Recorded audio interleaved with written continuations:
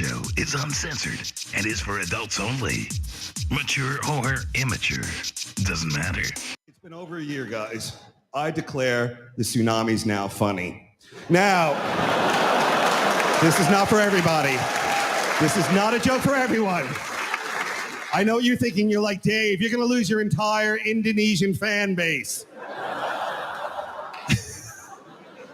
The tsunami, or as I call it, God's money shot, is...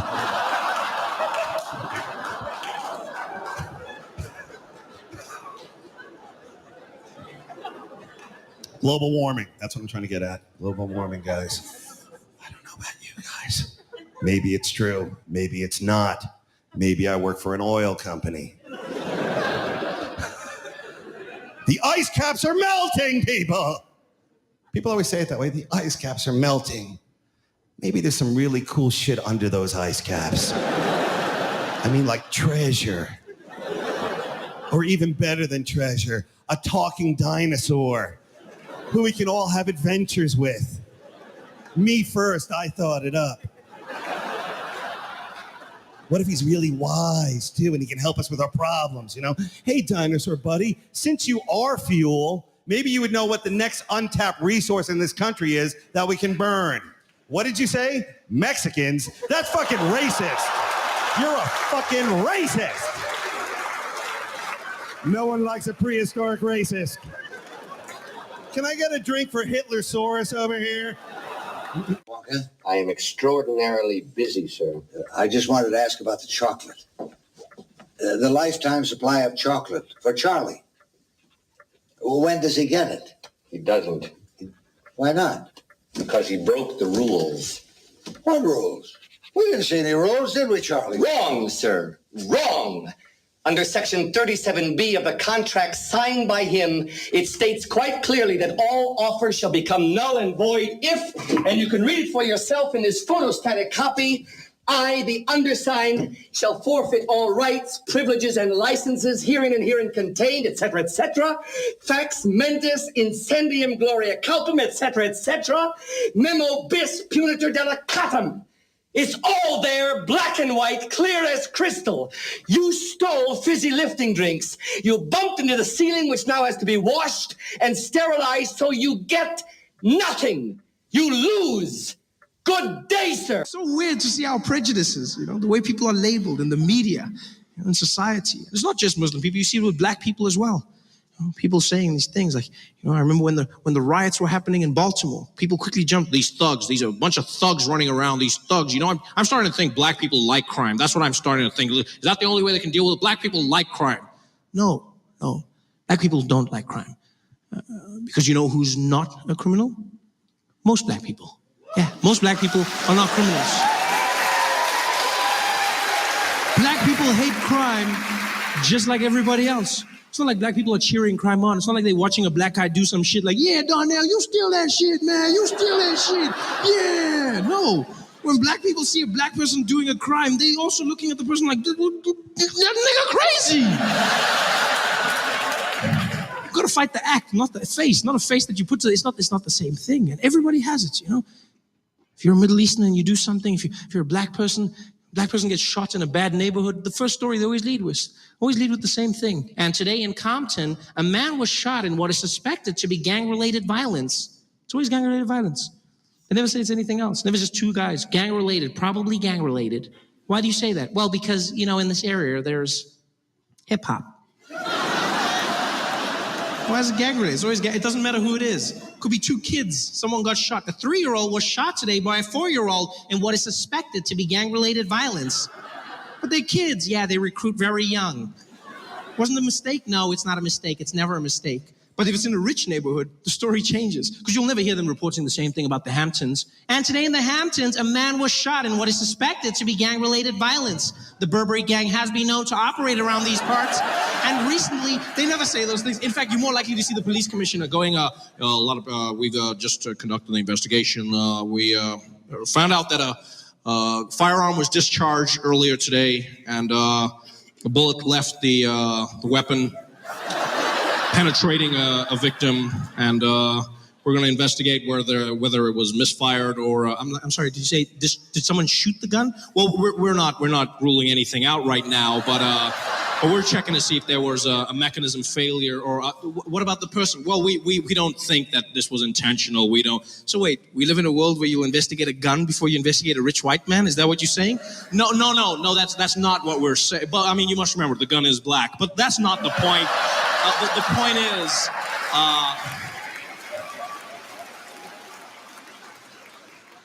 It's so weird how our prejudices have given everyone their lane. Middle Eastern does something, they're a terrorist. Black person does something, they're gang related, they're a thug. But if a white guy walks into a church killing 9 people dead, what do they lead with on the news? And today, in an isolated incident, a lone gunman walked into a church, opening fire and killing 9 people. It's always a lone gunman. Yeah, a lone gunman with no ties to society whatsoever. They always separate him as quickly as possible. I love how they do that. He kept to himself and was notoriously unfriendly. He had no friends whatsoever. No friends? Really? No friends? Not even one? Not even one? No friends? Like, not even on Facebook? No, everyone has friends on Facebook. Come on, you telling me the guy had no friends? It's almost like as the shooting happens, everyone's like, what? Dylan? Unfriend.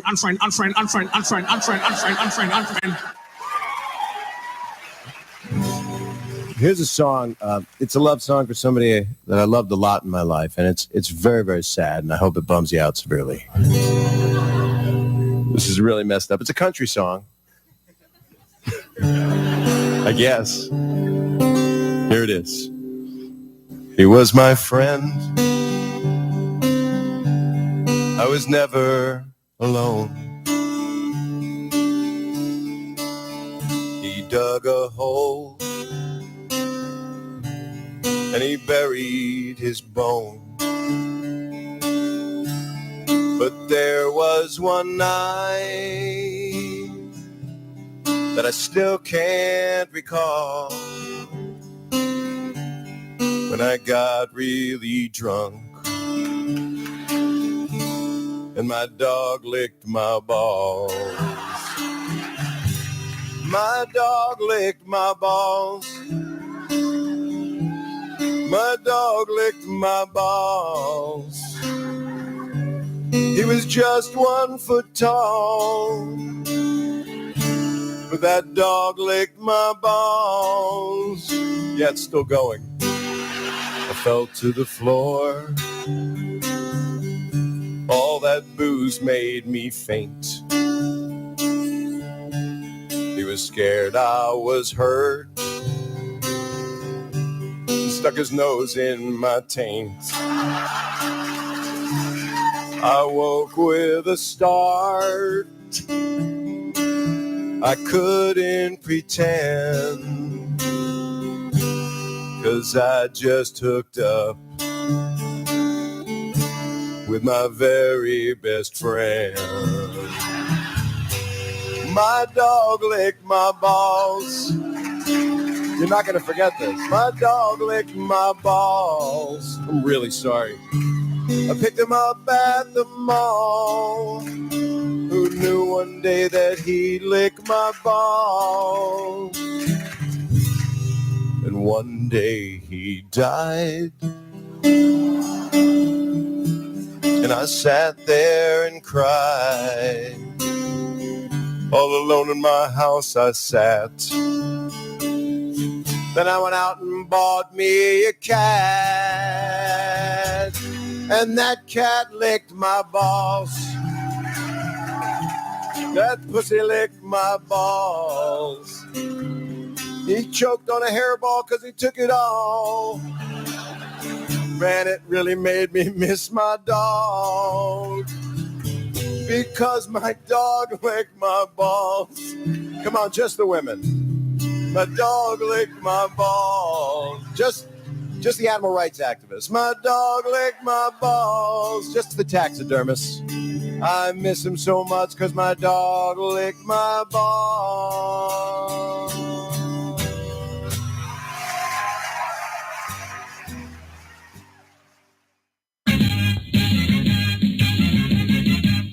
What's the worst day of the week that gets us all depressed?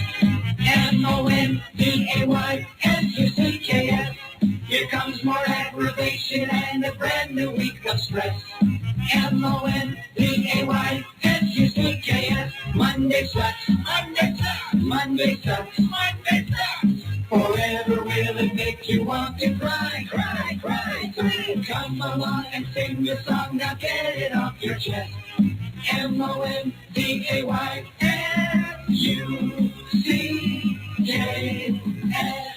Fuck you! Live from the Raw Talk Studios in Southwest Florida, it's the Charles Richardson Show.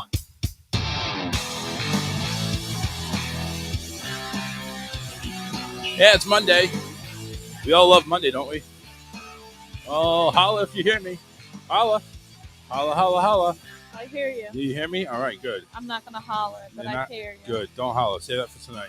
Anyway, it is the Charles Richardson program. Monday morning. No, it's not Monday morning. No, it's Monday evening.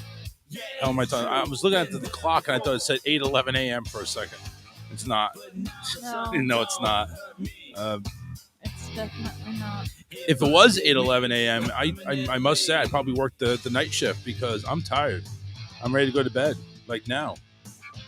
If not, yeah, right now. Like I'm ready to go to bed right now. I'm ready. I'm ready to snooze it, baby. Yeah. Let's go to bed. Let's snooze. Yeah. We'll just sleep through the show. Can we just do that? Can I just play like a whole bunch of bits? We'll just have 2 hours of us sleeping. Can I play the farting event? The farting bit? No, come on, let me play that. Stupid. I know it's stupid. That's the whole point. There is a bit that I actually this one talk show host that I grew up listening to. Yes, grew up listening to. Like 10, 11 years old, kind of fascinated by it. And it's what made me want to, well, number one, get into radio.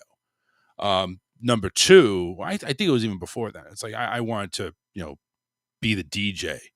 But I think it was somebody just tried calling in and hung up. I think it was probably John, probably having problems already. I just got the pop-up, so I didn't even see it.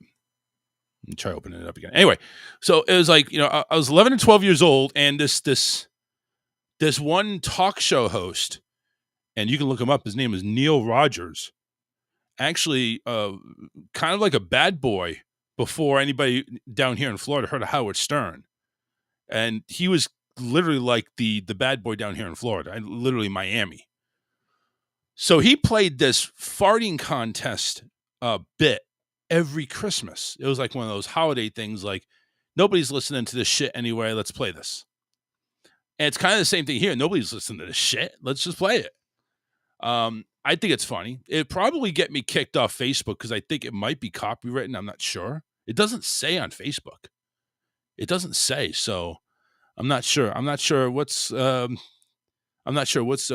deal is with that. But I listen. We've gotten kicked off Facebook for playing copywritten stuff before. It's like, why not try it, right?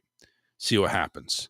But we'll see. I intend before the end of the year to play that. It's a 15-minute bit. It's basically like a boxing match, except it's a farting contest. And it sounds 1960s, 1970s type style, where it's like, you just hear that the sound quality is just awful. But you can make it out. It's like that nostalgia type thing. Farting. I'm serious. I just think it's dumb. I honestly think it's funny. I'm sorry. You kind of want to listen to it. You should listen to it. It really is. It's kind of funny. 11 years ago. This is the Great Crepitation Contest of 1946. No, so it doesn't look like I don't see it being anywhere listed with copyrights or anything like that. Here, just to give it kind of just listen to it. This Paul Boomer, native son of Australia, who I understand worked his way to Canada in the crew of an ocean freighter carrying a load of Melbourne cabbage upon. I would like to say, and there's the bell. Thank you, Mr. Boomer, and good luck. So that's the type of quality it is. I listen. I find it fascinating. I really do. And honestly, I think honestly, I think if you listen to it and gave it an open mind, you'd probably laugh. It is, well, actually, I think, no, I take that back. I'm looking at Alyssa, and I know Alyssa. I think, honestly, she'd probably be totally disgusted by it. It's just, I honestly think that's that's what we got. I think you would be really disgusted by it. And it just makes me want to play it Are you sooner. calling me a prude? Yes. Yeah, I actually am. You're a prude. I don't think you would enjoy it. And I think that's kind of a I just am prudy. not amused by farting. But this has nothing to do with farting. Yes, it does. This It's a has- farting contest. What do you mean it has nothing to do with farting? This has to do with entertainment. I don't find that I entertaining. think it is. I think it's very entertaining. Farting is not funny. You think it is every time I do it in bed? No, I don't think it's funny. I'm like, damn, babe. Okay. You kind of rooting me on. Go, babe, go. No, I'm like, damn, that stinks. You can close the door now. Peanut came in. Okay, good.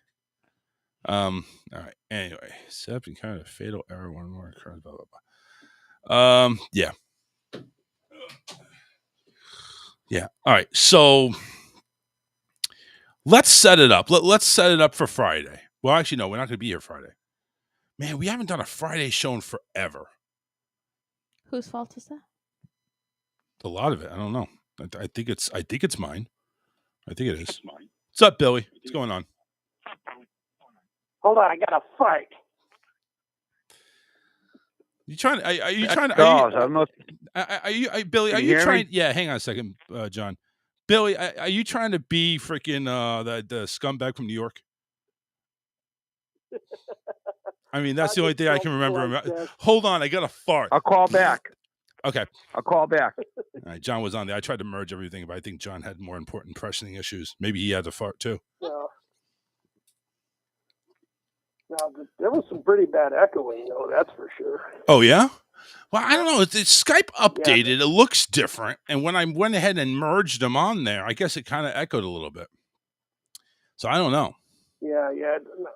Skype is really weird. In fact, when I had when Matt interviewed that band out of Texas last week, I said I'd host the conference call for him, and then I realized I couldn't hold no more than 2 people at a time in a conference. Really? See, before I could go ahead and, when we had Joe on, or when we had Joe actually on the video chat, there was about 4 people on Skype at the same time. And I'm not talking me. I'm talking about 4 callers we had on the same time. So they must have downgraded. It wasn't working. Yeah, it wasn't working for me, and so I had to tie in Zoom and Skype together because there was a total of 6 people in the conference for that interview. Crazy. Yeah, that's crazy. Yeah. But it's like if they went ahead and show we did, though. yeah, if that's the way they did it and they updated it and we can't have more than 2 callers on, it kind of sucks. I mean, you got all these other things going on. You got the Zoom thing, you got the Microsoft Teams. Why would you limit yourself to just 2 people on a video call? Or not even video call, audio call for that matter. I don't know. Well, I think it's a total of 3 people, but you can't, of course, if you're the host, you can't, it wasn't letting me juggle no more than 2. Yeah. No. Anyway, what's going on? Yeah. No. So I heard you and Alyssa talking about fart humor. I thought I'd call and do that to you. Well, I'm not sure how much you've heard, but there is actually a 15, 16-minute bit that actually does a whole presentation of a farting contest. Like literally, it's like you're at the UFC fight. The announcers are interviewing the farters. They're describing the whole. It's just funny as hell. I mean, I find it funny. I just want to sit across from me. It's like, ooh. I find some fart humor quite amusing, but that kind of pushes it, to be honest with you. Really? I just don't find that all that funny. Okay. Hey, listen. I found it pretty funny, but it's all good. It's like, listen, I'm gonna go ahead and if you don't like it, it's okay. But I am gonna play it though. I'm probably gonna play it. You know what? Yeah. I'm just gonna go ahead and play it tonight. I'm just gonna get it over with. What I'm going to do is I'm going to go ahead and go to. I'm going to before the 9 o'clock break. I'm going to space out 16 minutes, and we're going to play it. So literally about 8:40 in about 20 minutes, I'm going to play this thing. I'm going to play it, and it's going to be funny. Okay. I swear to God, it's going to be funny. You're going to see it. So 20 minutes. I'm just going to get it over with because I'm just that anxious. I'm just that anxious to do it. I want to do it, dude. I want to do it. All right. I feel like the left side of my face is about to explode because my sinus problems don't want to go away. You too? Oh, yeah. Oh, my. Yeah, it's been really bad with my sinuses ever since I had strep throat. Oh, that sucks, man. So, I'm actually finally getting over mine. I'm hopefully going to get cleared tomorrow and finally go back to work. Yeah. I've been out of work for 2.5 weeks, 3 weeks. So yeah. All right. Well, enjoy what you're doing there. I'll catch you later. All right, man. Take care. All right. That opens up the line for John because, he wanted to talk about it. So, yeah, Skype looks weird. Anyway, X out of that. Apparently, my YouTube downloader isn't working correctly. YouTube download. Here it is. I think this is it. I don't know. Maybe it is. Maybe it isn't. Anyway, 813-699-5353. I keep thinking about is Christmas. We're less than 20 days away before the big guy comes all down. You think about is farting right now. Well, right now, yeah. Well, farting during Christmas. I mean, come on now. I have the farting elves 12 days of Christmas. Come on. I mean, I could go on this all day long. Let's not do a fart show. Well, yeah, that would be kind of shitty. That would really stink. It would really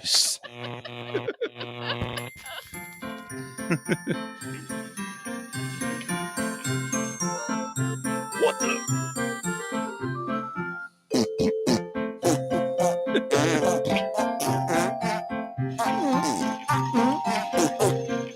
There you go. Oh, starts to smell in here after a while, and I'm not even doing it in the studio. Dinner was full. Yeah, it was. Man, at work today, there's 5 bathrooms in that place. 5. And every single one of them was full. The when I had to go to hell? the bathroom, I was like, oh! What the hell? 5 bathrooms, and everyone was full. That's crazy. Came in after going to the school. And John's commenting, fart in a jar and save it and sell it. Natural gas. Yeah, true. He has a point there. That's some natural. I mean, listen, how much they're selling natural gas for? Like, damn.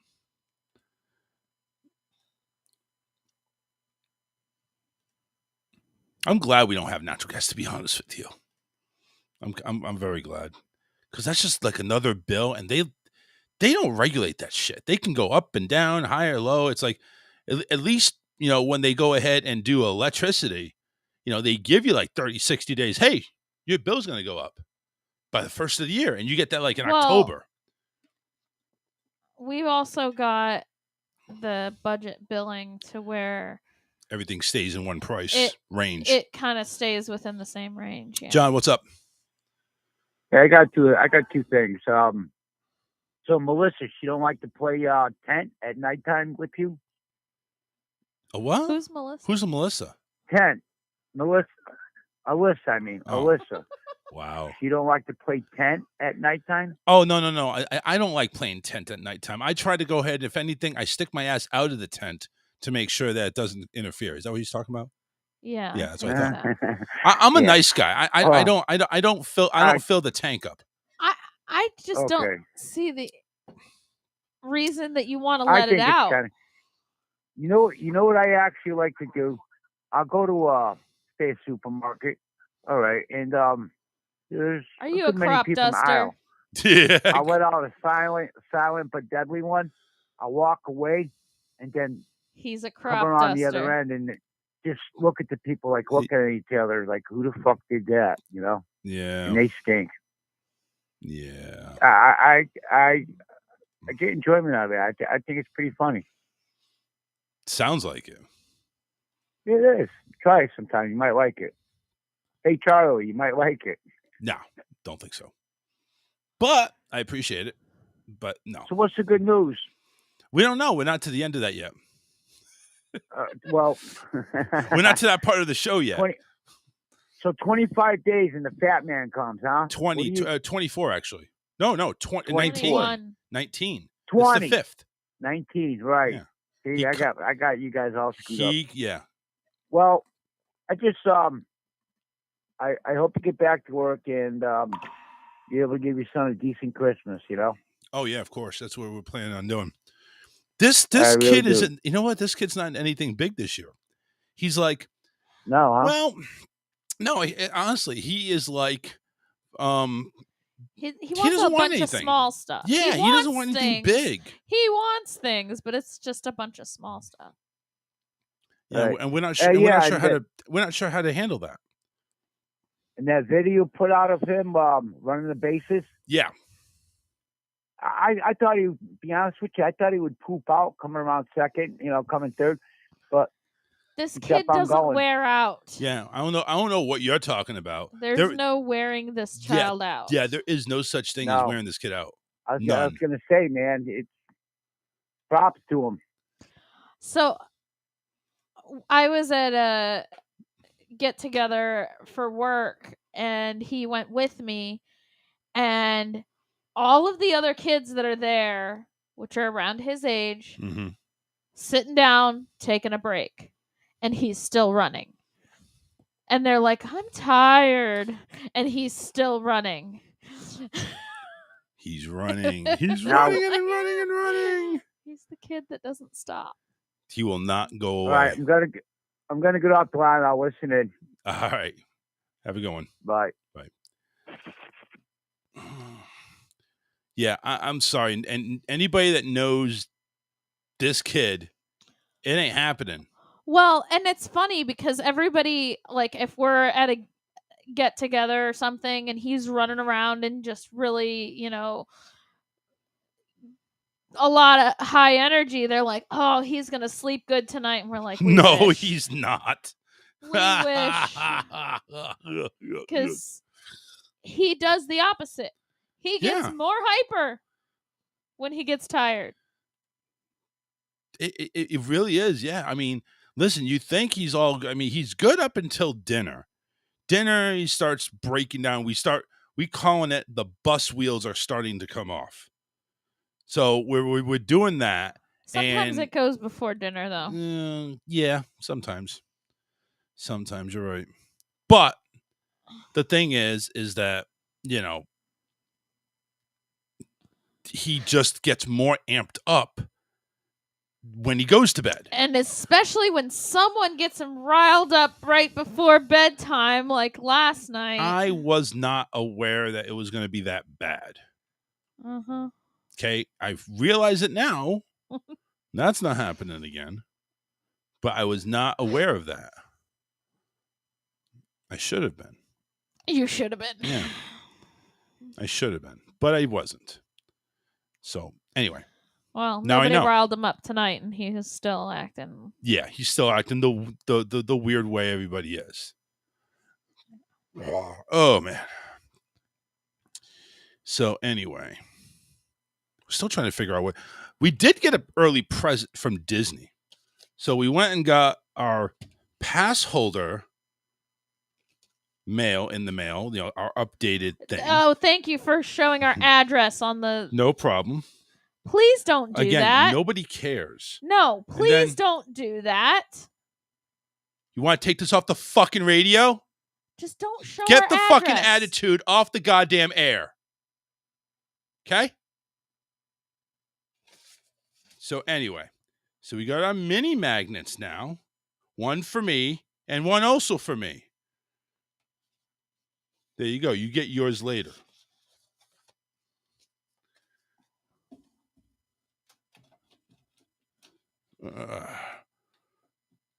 Now I'm trying to figure out because I have a magnet stuck to my car.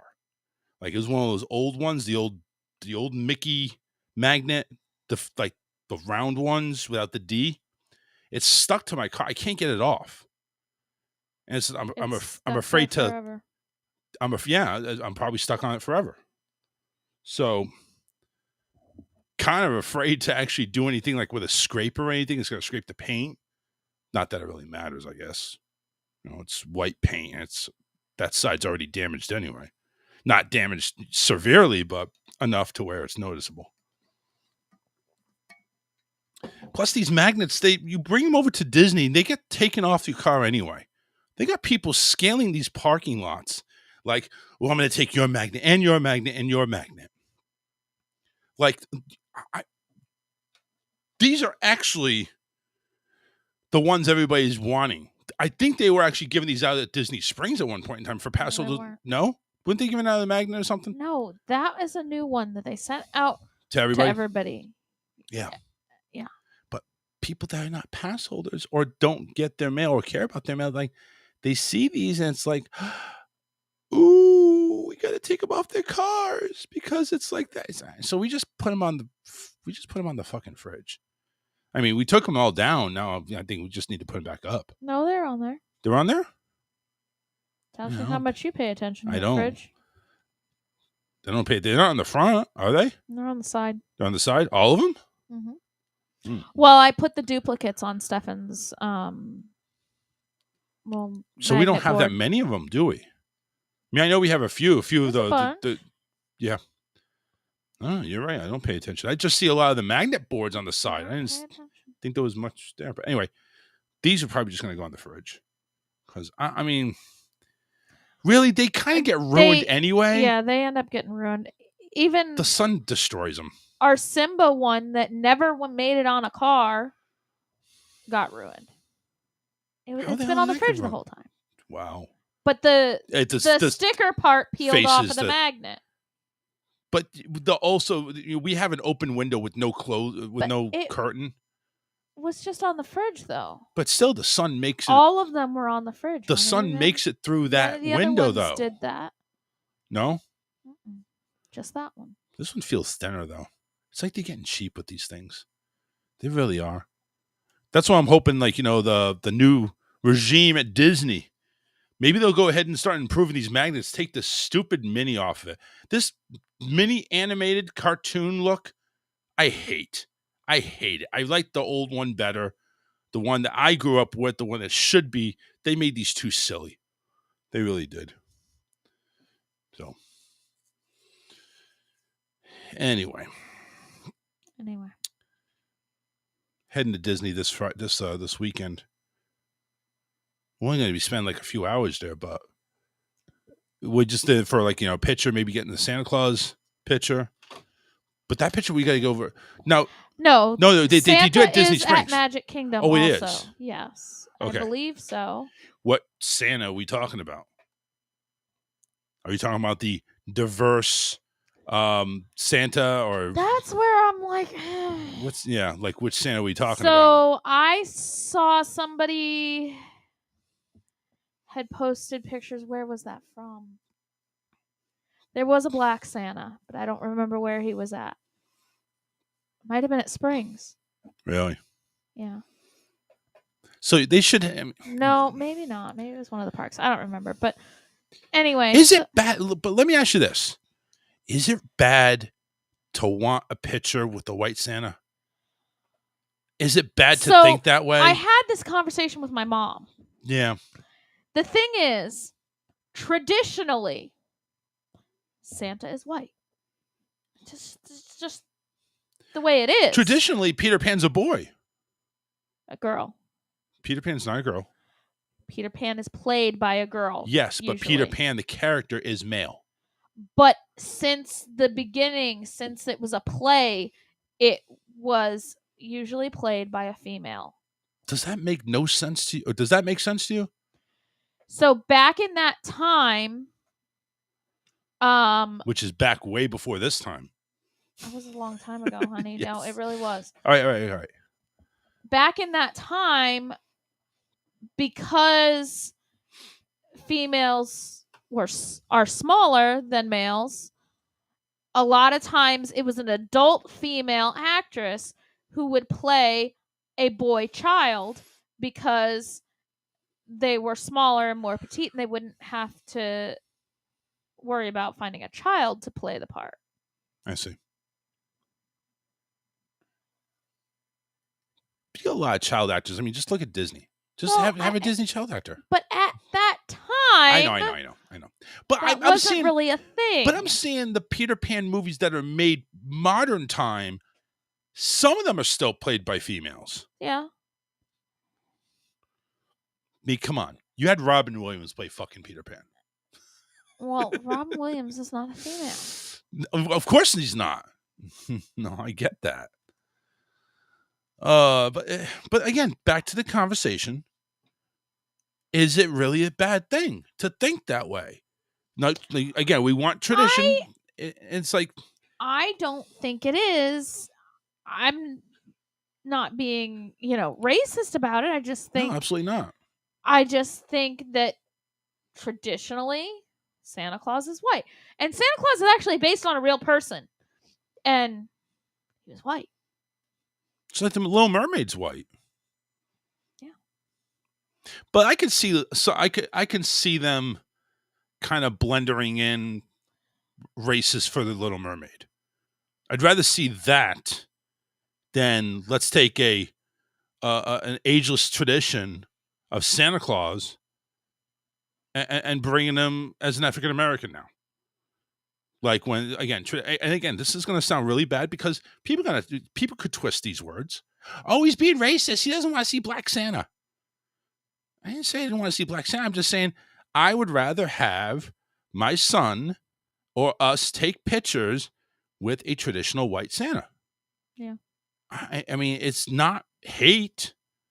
It's just that's the preference. You want to go and take pictures with, whatever Santa they have, go right ahead. But not us. Us, we want, listen, where's the Caucasian Santa? We want that Santa. Oh, you're racist. You're prejudiced. You have a preference on which. Yeah, I have a preference.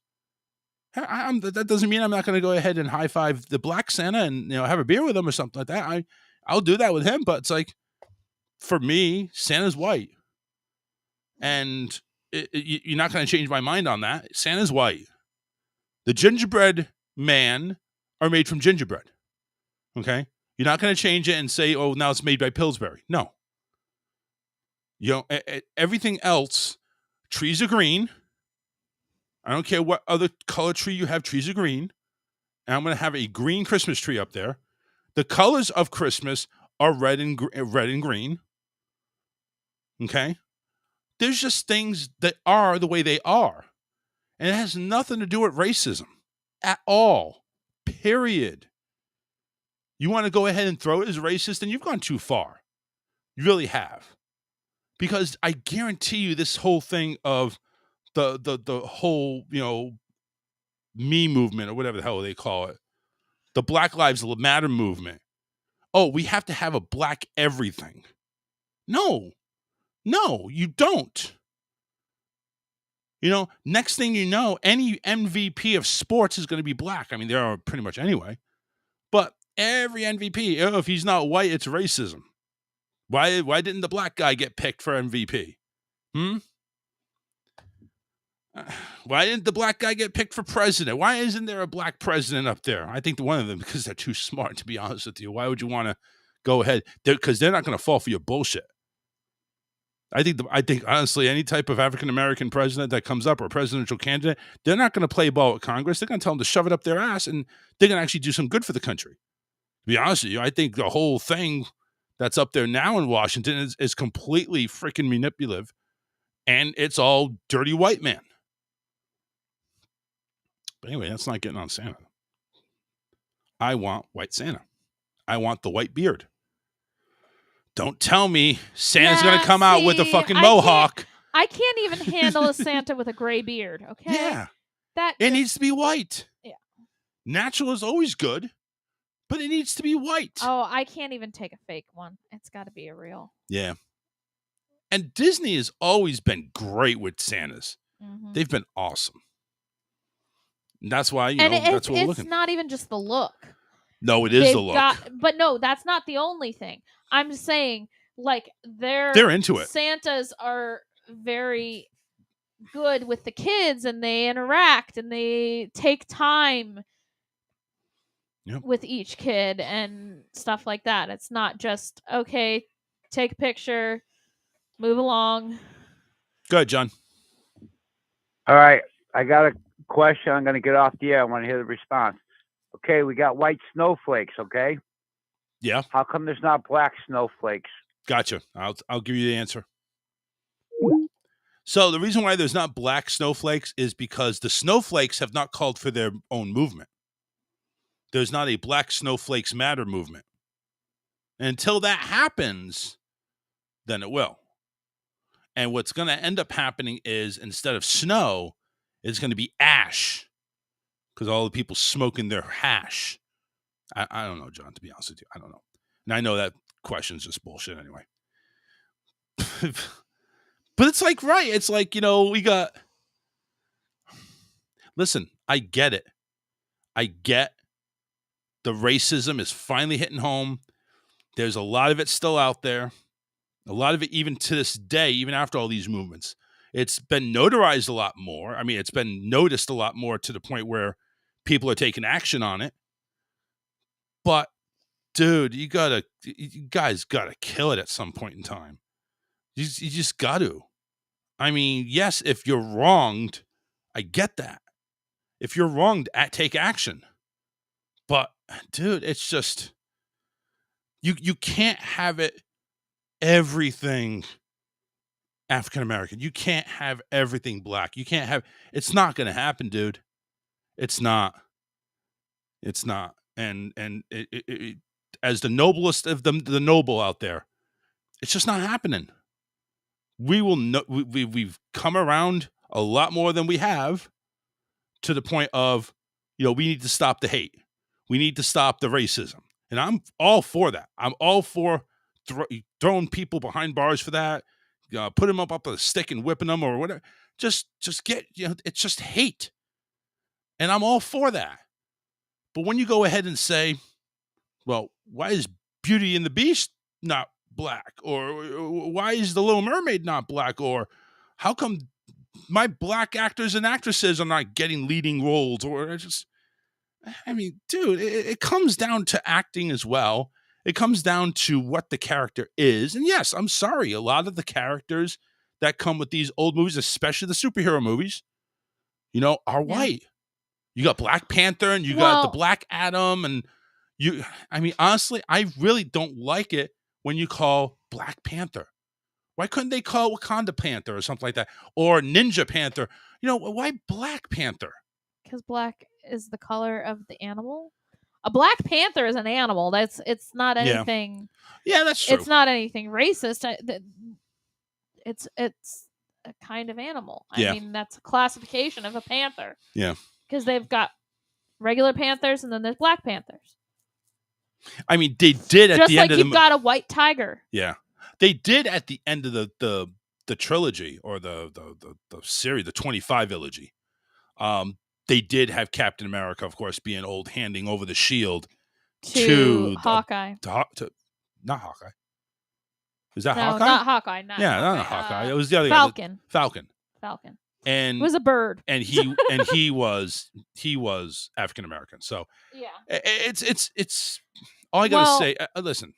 And Stefan's really into the Miles Morales Spider-Man. Yes. And he picked it because he relates. He does.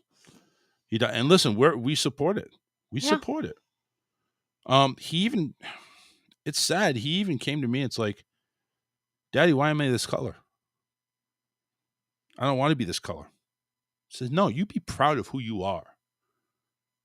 I didn't go into the black, white, African American. I didn't go into any of the names. I went and say, listen, you be proud of who you are. You were made this way for a reason. And you go ahead and you be everything you can be. Don't let this color that you're at delude you. I'm darker than mommy, and mommy and mommy uses that color to go ahead and blend in with everything because she's clear. I'm just saying, it's like, you go ahead and you are who you are. You are a man. You're a boy going to grow into be a man. I think he just doesn't understand it because he doesn't. Because we're both white. Yeah. And so. And that question, for him, it's like that discussion's coming a lot sooner than we expected it, but we're going to handle it. We got to handle it. All right, listen, we're about 15 minutes from 9 o'clock. I'm going to go ahead and play you the farting contest. Yes. No, we're going to listen to this. It's funny. It really is. So here we go. 15 minutes of a farting contest. I hope you all enjoy it. I really do.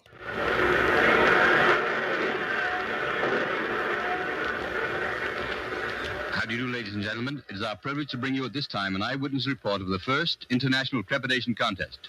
We are speaking to you from the ringside of the great Maple Leaf Auditorium, which is packed to the rafters with spectators, eager and curious. For the benefit of my listeners who are not acquainted with the facts relating to this event, it might be well to describe the two contestants. Lord Windermere from Wapping Foghole in Devonshire is, of course, the champion of the British Empire.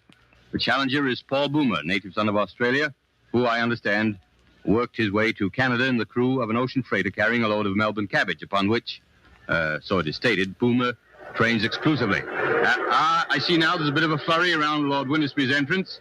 And yes, here he comes, Lord Windermere. I'll see if I can get him to come to the microphone and say a few words. Joe, will you see if we can get his lordship to come over here for a minute? Tell him it's for the radio. Okay, I'll get him for you. Thanks. Well, Lord Windermere appears to be in good spirits. He's smiling and chatting. Thrown about him is a beautiful silk dressing gown of perfect purple velvet, upon which is worked, I imagine, to be the coat of arms of the House of Windermere. It's a beautiful thing. Good boy, Joe. In just a minute, ladies and gentlemen, I think we're going to have his lordship himself come to the microphone and say a few words. Right over here, please. Right over here.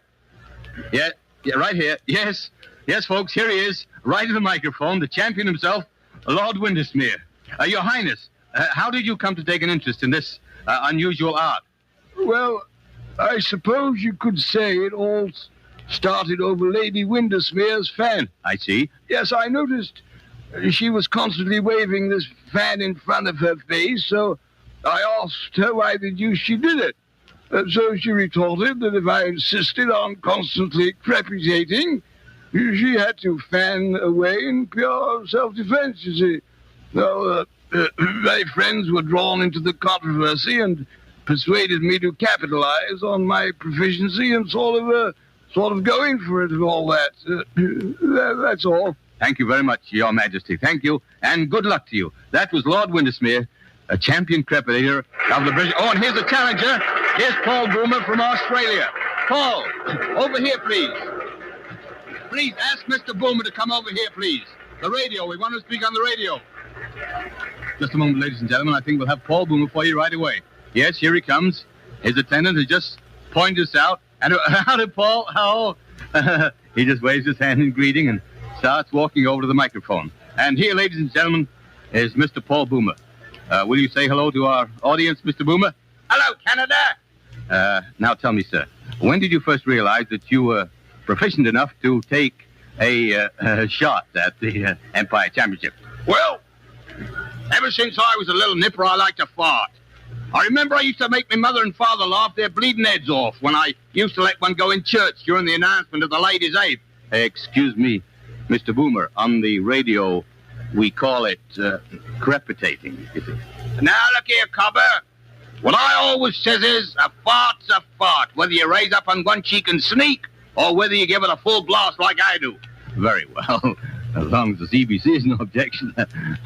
I personally find the four-letter word much easier to say and more descriptive than the longer and more academic crepitating. Thank you.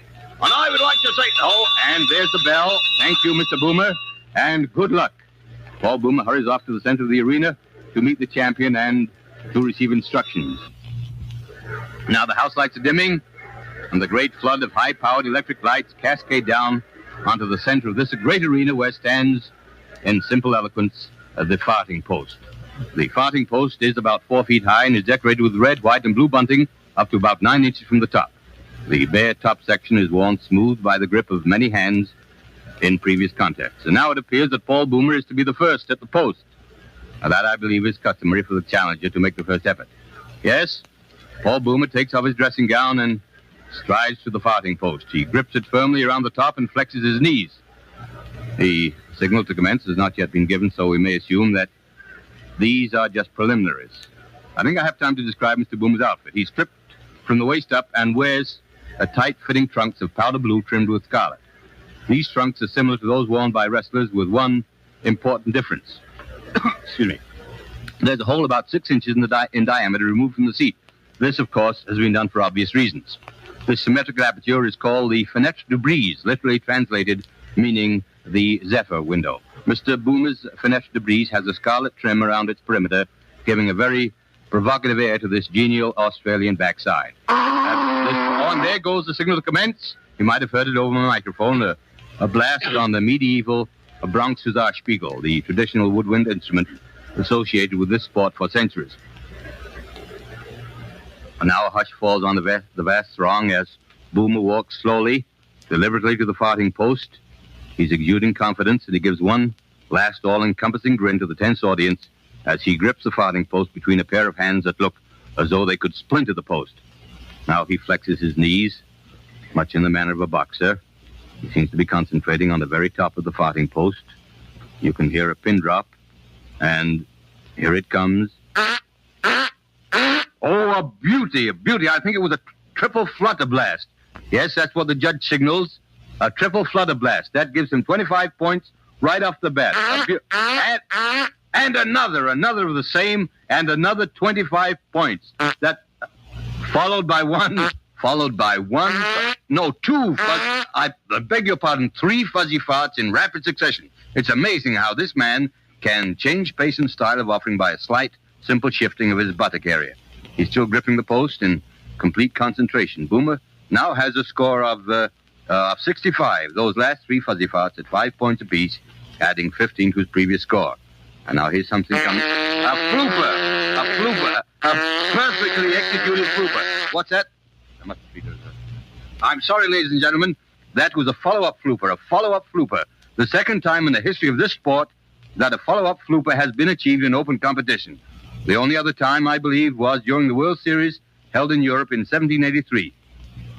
During the course of this series, Francois Fouf, the famous French farter, after leaving a follow-up flooper, defeated Sandy McWind, his Scottish opponent, by only 1 bloop and then dropped dead. As you know, since then, in honor of Monsieur Fouf, the bloop had been dropped from open competition. And now the score is 105 for Boomer. Flooper, of course, counts 10 points, but a follow-up flooper, a very difficult maneuver, gives 40 points. Well, this certainly has been a whirlwind session. I think that Paul Boomer is about played out, or blown out, as they say. What am I saying? There's a fuzzy fart and another. That gives him 10 more points, and he's not through yet, apparently. Wait a minute, here comes a threep. Oh, a little threep, worth only 2 points and very dangerous. And another threep. Well, not bad. Well, he's certainly putting up a fighting finish. 4 threeps, a very hazardous fart because of the danger of plotching. But giving him 8, a very valuable point. And there he throws up his hands. He throws up his hands as a signal that he's finished. And the crowd gives him a tremendous ovation. He's sitting down, looking a little pale, a little wan perhaps, but smiling happily at the crowd. This man has a definite charm about him that has endeared him to all except the most rabid Windesmere fans. And here's his result. Wait a minute. Paul Boomer, 123 points. Did you hear that? Paul Boomer, 123 points, a world's record, beating Lord Windesmere's previous world mark of 119 by 4 points. Paul Boomer at this moment is the world's champion. But for how long, we don't know, because Lord Windesmere might take it right back again.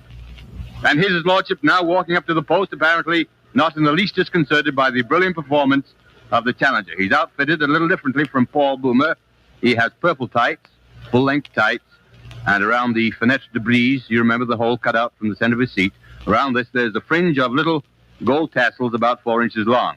This, no doubt, is some decoration affected by... just a moment. There seems to be some sort of a dispute here. Paul Boomer and his seconds are on their feet and seem to be arguing with the judges, and and pointing to the fringe on the champion's posterior. Oh, I see.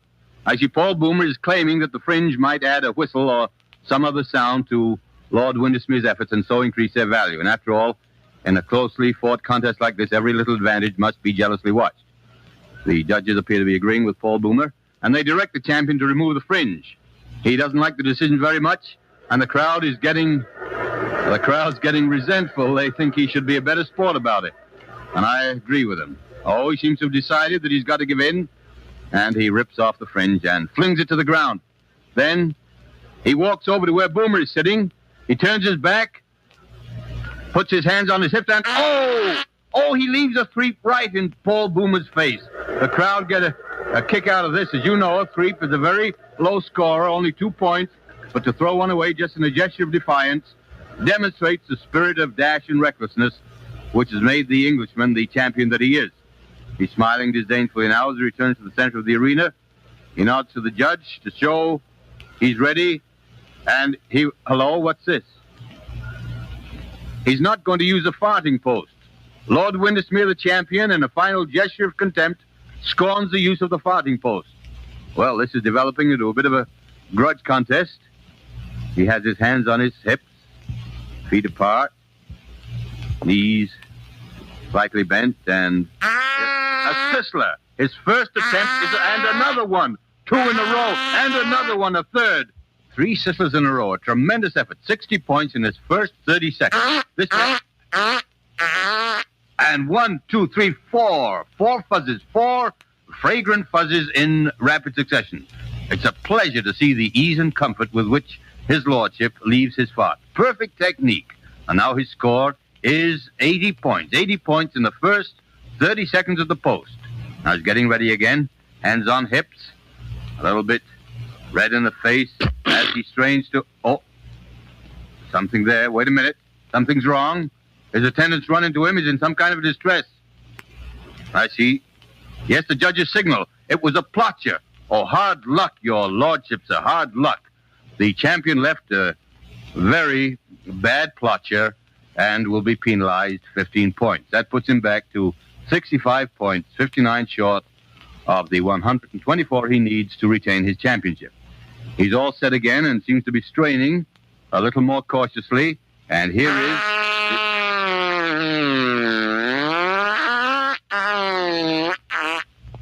a fundus break. Oh, a beautiful bit of wind-breaking virtuosity. A most difficult fart to perform without plotting. This man has wonderful control, and the crowd are really warming up to him. That fundus break counts 30 points, and it takes Lord Windesmere up to 95 points.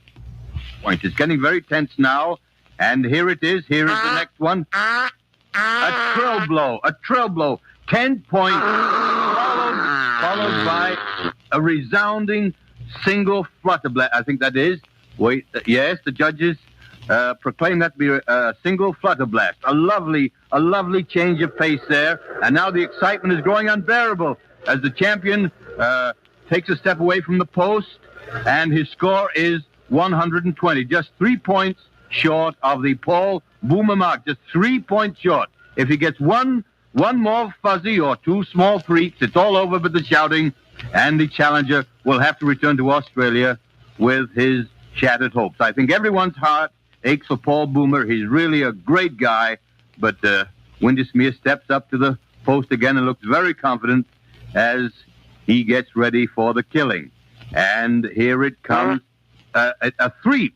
That's 2 more points. A little small threep was all it was, 2 points, and now it's practically over. Just 1 more of those little threeps, those little 2-point threeps in the contest will be over. It seems as though his lordship was deliberately tormenting Boomer by dallying, but Boomer's smiling. It's a forced smile, but he's trying hard. He's sitting there trying hard to take it like the grand sportsman that he is, but he can see defeat standing ready to sweep away his dreams at almost any instant. And now Lord Windesmere steps forward, and hello, he's going to use the farting post for his final evidence. He grasps the post, flexes his knees. It looks as though he's going to try for a high-scoring effort for a whirlwind finish, perhaps another sizzler. And now he's trying very hard. The veins are starting out on his forehead, and even the trickle of perspiration venturing down his temple seems to hesitate, so that this mighty last effort should have undivided attention. Now, the suggestion of a smile from the champion. He seems to have decided just what treatment is going to give this final bid. I see the audience, almost to a man, is on its feet, breathless and tense. He closes his eyes. A look of pure ecstasy on his face. Oh, he's sick! The champion is disqualified!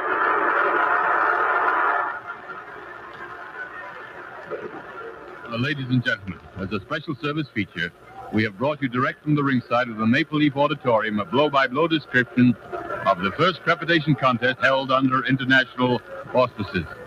This broadcast replaced midweek meditations usually heard at this time. Off to grab a beer. We'll be right back after this. All right, we're back. Actually, we're going to go ahead and go to a break because it's the top of the hour already. Hopefully you enjoyed all that. And I know Alyssa loved it. She loved it because she listened to not one bit of it, but it's all good. I could hear a little bit of it. Yeah. Anyway, so we hope you enjoyed. That was the farting contest. Very proud to have that in as part of my repertoire. Kind of am. All right, so let's do it properly now.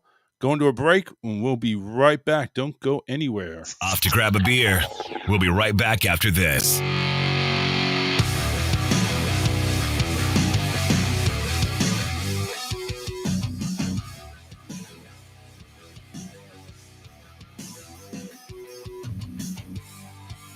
Take my hand, pull me through. I try to stand, I don't know what to do. I'm on my own, miserable. I'm from pain, stuck behind. I cannot gain. There's no way out. We're falling into misery. Until my ironic ways. We don't wanna live alone. So bring your life into our bones. Efficiencies, these empty minds are all I see. Hidden in the crevices, there's a hope to breathe again.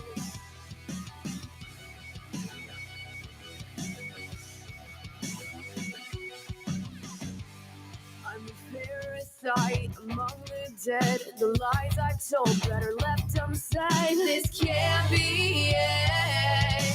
Cycle goes, it never ends. Your words echo inside my head. They capture me. We're falling into misery. Still my ironic ways. We don't wanna live alone. So bring your life into our bones. Light a blind deficiencies. These empty minds are all I see.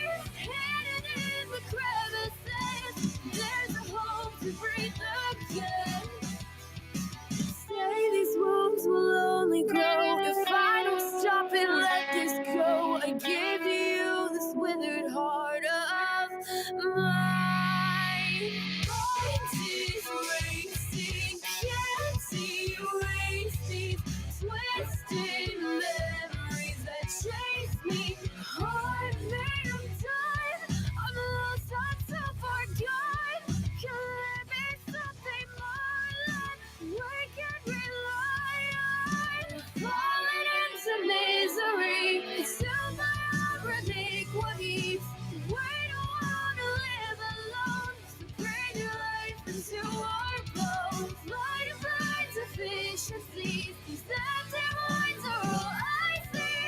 Hidden in the crevices, there's a hope to breathe again.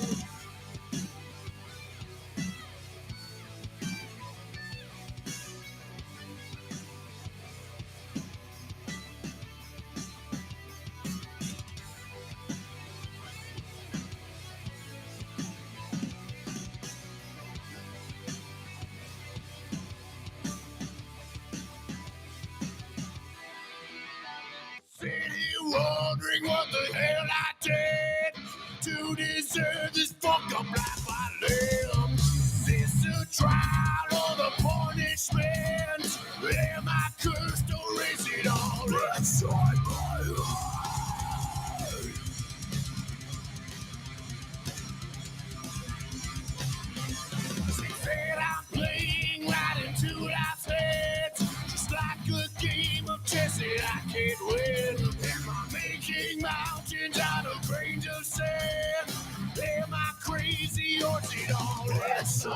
my head.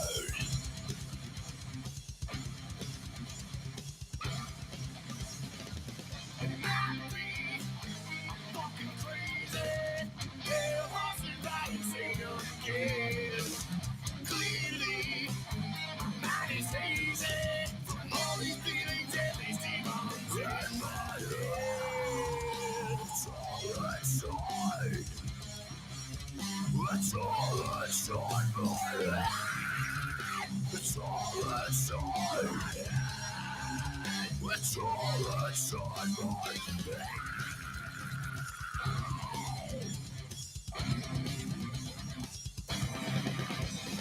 Room is spinning as the walls close in. It's like a drug into psychosis. I'm seeing clearly, all I see is red. Am I insane or is it all inside my head?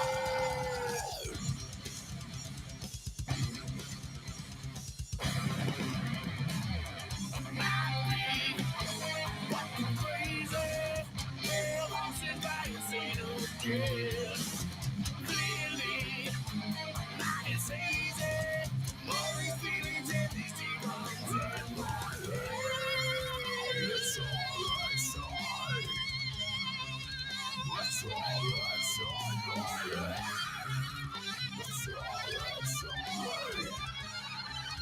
It's all inside my head.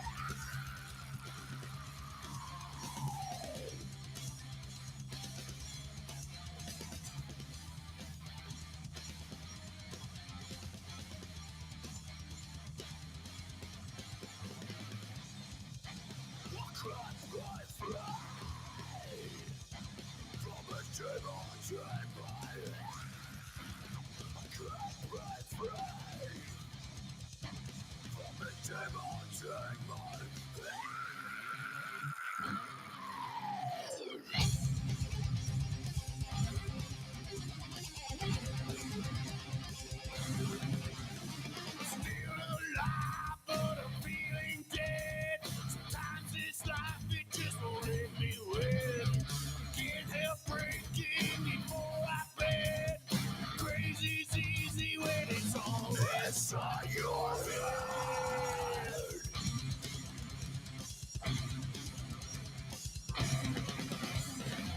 It might be fucking crazy.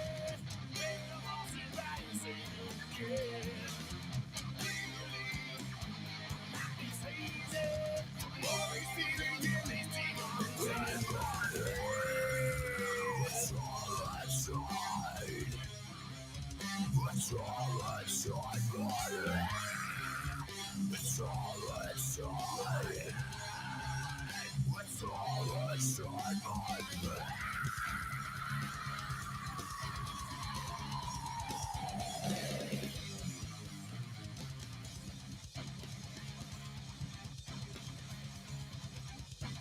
It's all inside my head. Ho, ho, fucking ho, what a crock of shit. We all work for Santa Claus, we've had enough, we quit. Cause we do all the fucking work while he stars in the show. Stick your Christmas up your ass, ho, ho, fucking ho. I'm Rudolph and I quit, just who's he think he is? That little fat cunt sat back in the sleigh cracking that fucking whip. And me stuck up the front of these other useless cunts. Stick your Christmas up your ass, ho, ho, fucking ho. Ho, ho, fucking ho, what a crock of shit. We all work for Santa Claus, we've had enough, we quit. Cause we do all the fucking work while he stars in the show. Stick your Christmas up your ass, ho, ho, fucking ho. And what about ourselves? We've had enough as well. Working in that freezing factory cold as fucking hell. Work until we drop with our bollocks freezing off. Stick your Christmas up your ass, ho, ho, fucking ho. Ho, ho, fucking ho, what a crock of shit. We all work for Santa Claus, we've had enough, we quit. Cause we do all the fucking work while he stars in the show. Stick your Christmas up your ass, ho, ho, fucking ho. I'm Santa Claus's wife. I know what he's really like. Sneaking into them little kids' rooms, he's a fucking pedophile. A devious old drunk, and I'm married to the cunt. So stick your Christmas up your ass, ho, ho, fucking ho.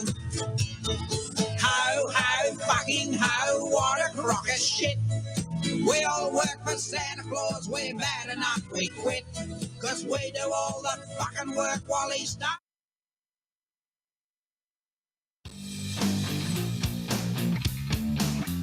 We're back to the best show you have never heard of. That's the Charles Richardson Show.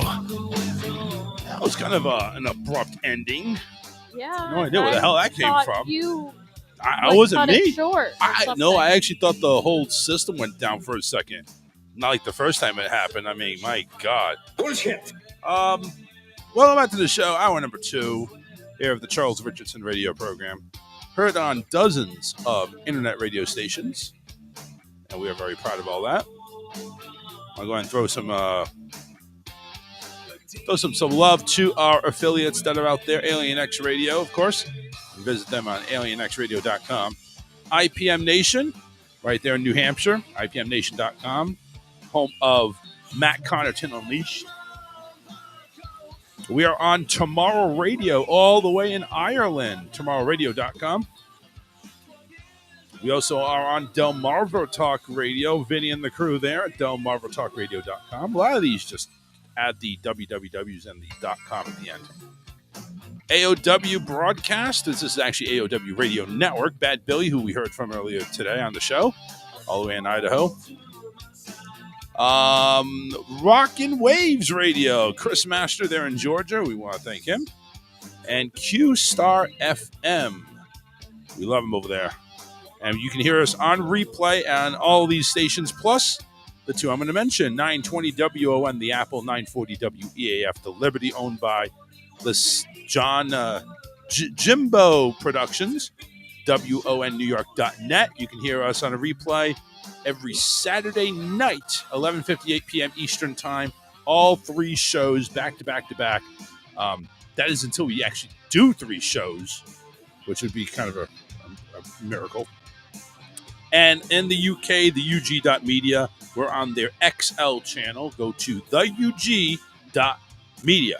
It's actually their website. Oh, man. So I want to thank all those stations for continuing to broadcast the show, even though, listen, we've had some hiatus issues, whether it be medical or hurricane related. So we want to say thank you very much for everybody sticking by us and keeping the show moving. The phone lines are open, 813-699-5353. We just got word as we were on break, Christy Alley has passed away. So it's like these things come in threes. I think there was a couple of other Aaron Carter. Celebrities. Well, Aaron Carter's, how long ago was that? That was a couple of weeks ago, 3 weeks ago? Something like that? 2 weeks ago, maybe? Yeah. So it's like Christy Alley, she's passed away. Of course, she is It was while you were in Boston. Oh. Aaron Carter. Yeah, it was a month ago. Yeah, Christy Alley, she's best known for being on Cheers and a lot of her Look Who's Talking movies. I was going to say, I know her from Look Who's Talking. Yep. But she confirmed that she had passed away. She confirmed it, really? Yeah, she confirmed it by not breathing. Her children, confirmed it on Twitter. Christy Alley died of cancer that was only recently discovered, so she was in late stages then.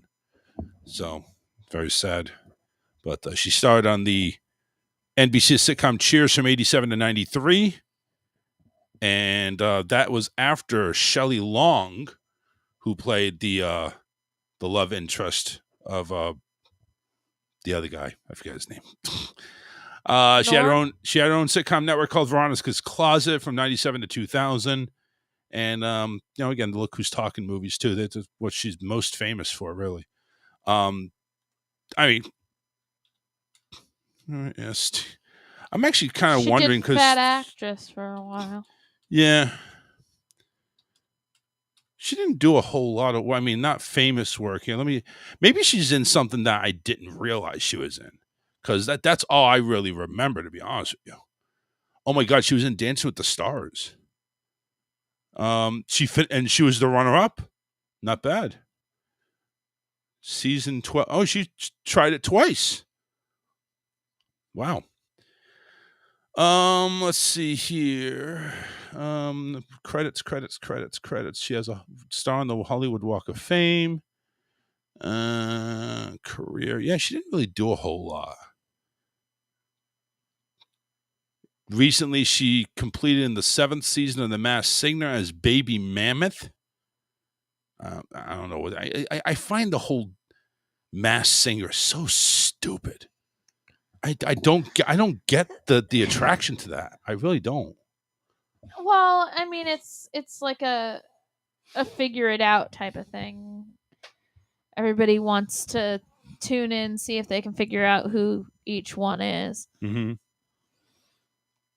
Yeah, Kirstie Alley wasn't. I don't watch it, but Kirstie Alley wasn't the biggest star. Let's put it that way. Cheers and Look Who's Talking was really her claim to fame. She doesn't even have a list of.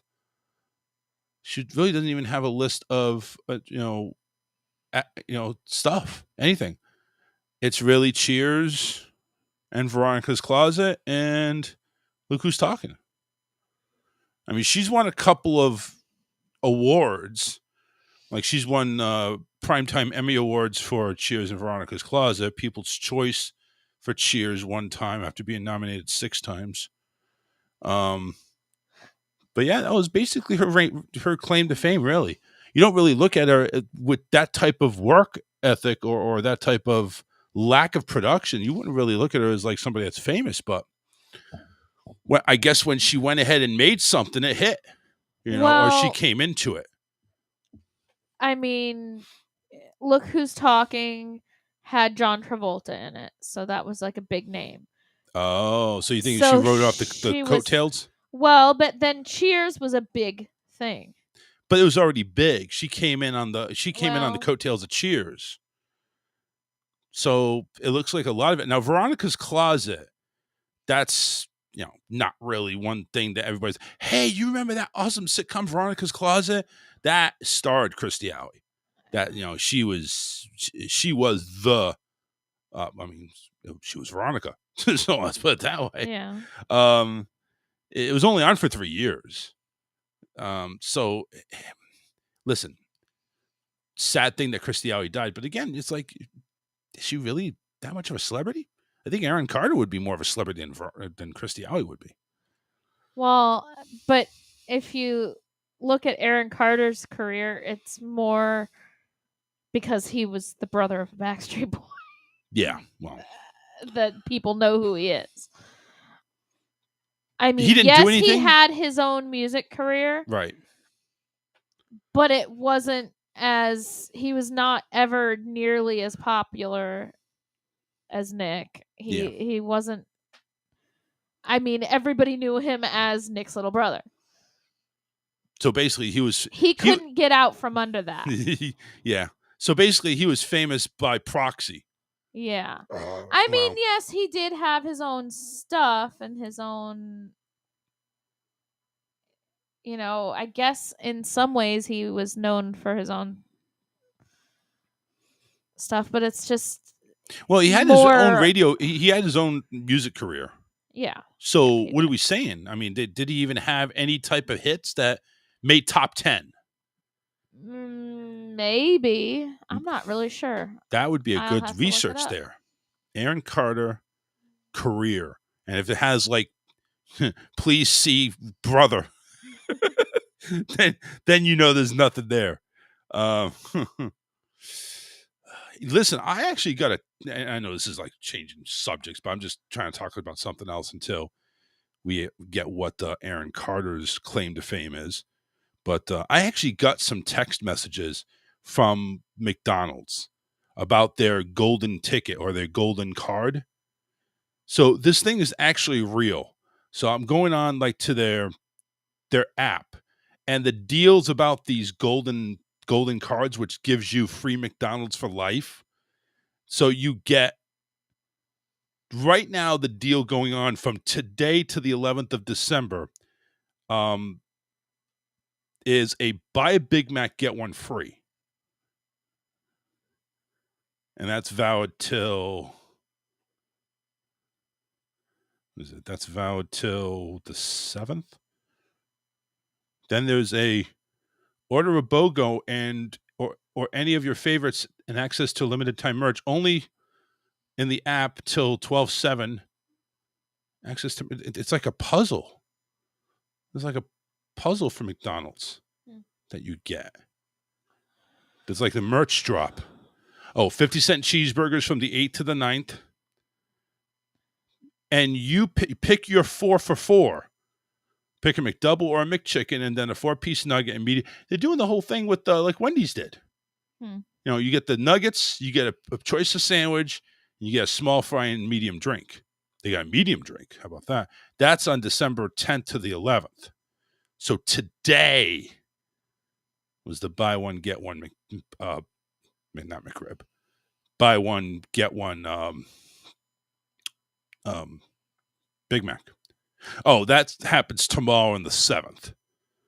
So if you got the app, download the app or go on the app in McDonald's, and they actually have the deals where you can click on the Big Mac, get the deal. So, according to the Billboard charts, Aaron Carter had 0 number 1 hits, 0 top 10 hits, and 2 songs hit the charts at all. So he's famous for being Nick Carter's brother. That's right. That's right. Congratulations. I mean, yes, he had a few songs out, but nothing that was a hit. God, who the hell cares? Yeah. So Aaron Carter, I mean, listen, it's a tragic death. Don't get me wrong. We don't want to go ahead and just write off the person just because they're not famous, but is it really worth the headlines? That's what I'm trying to say. And it doesn't look like it is. Doesn't look like it. I mean, you didn't do shit, man. Not shit. Well, did he? No.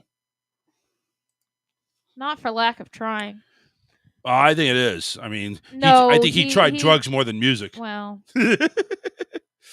so I'm just saying, that it's like, you on drugs? Yes, I am.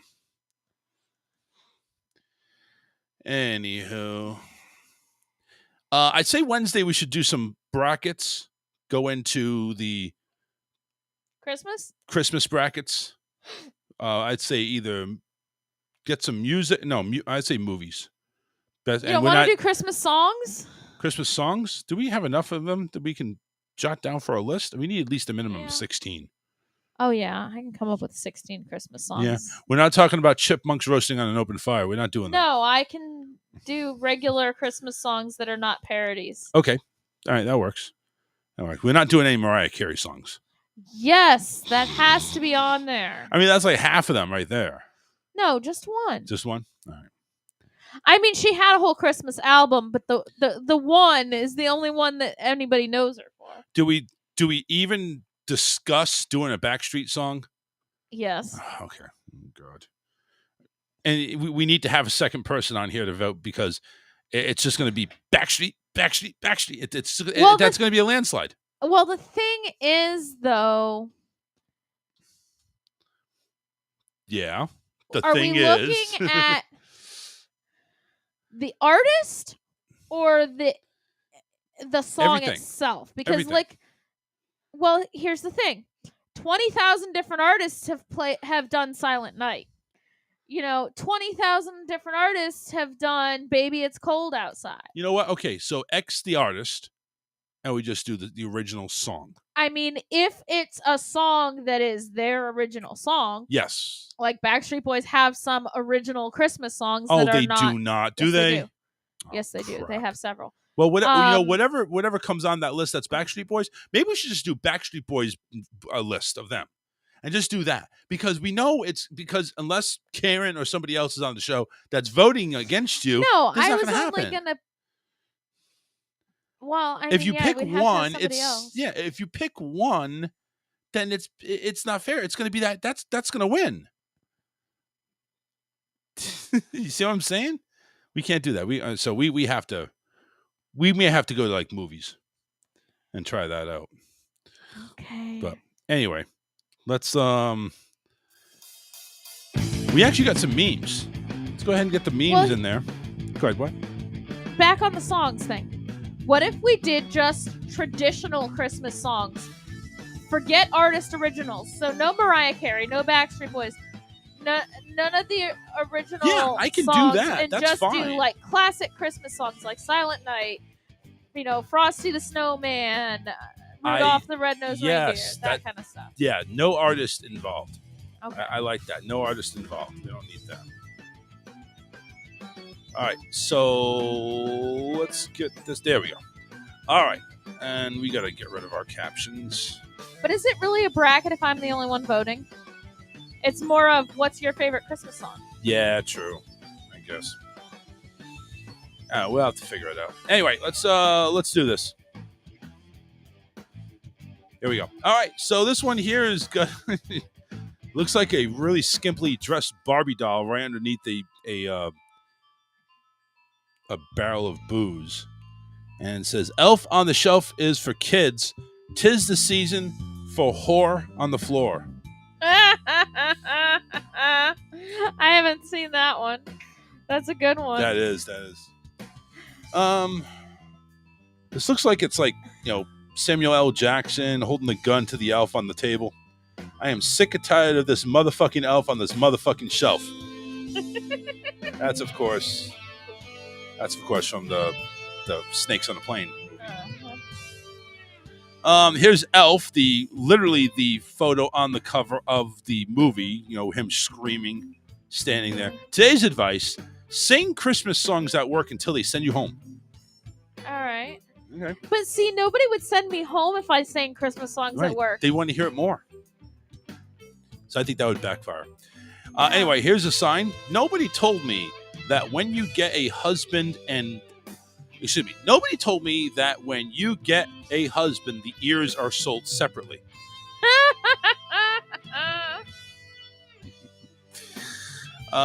Here's a question comment. Kids and me. Kids say, "What's for dinner?" Me, nothing you'll like. That's what we need to tell him next time he asks. Yep. I just bought a medical alert bracelet that says probably needs coffee. Okay. Here is an old, I'd say 1950s woman in a classic car driver's seat, looking like she's driving. "I'm off to work because God made me awesome, but forgot to make me rich." This is a conversation between my brain and my mouth. My brain says, "Don't even say shit. Just let it go. It's not worth it."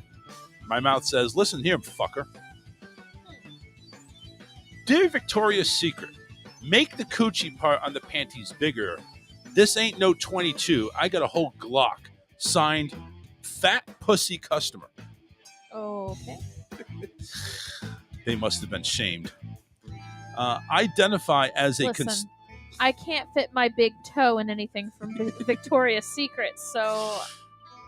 No, that's another discussion.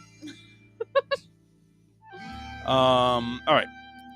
I identify as a conspiracy theorist. My pronouns are told, you, and so. That's a good one. Here's Santa looking at you. I've been watching a few of you. You're not naughty. You're fucked up in the head. Here is a Twitter message. I just be staring at my kids like, wow, there are so many of y'all. How the hell did I let this happen? I've only got one. That's not. I know. That's Well, not why. how the hell did that happen? All right, here is a yellow shirt printed. Not to brag, but my winter body is on point. I think that's it, actually.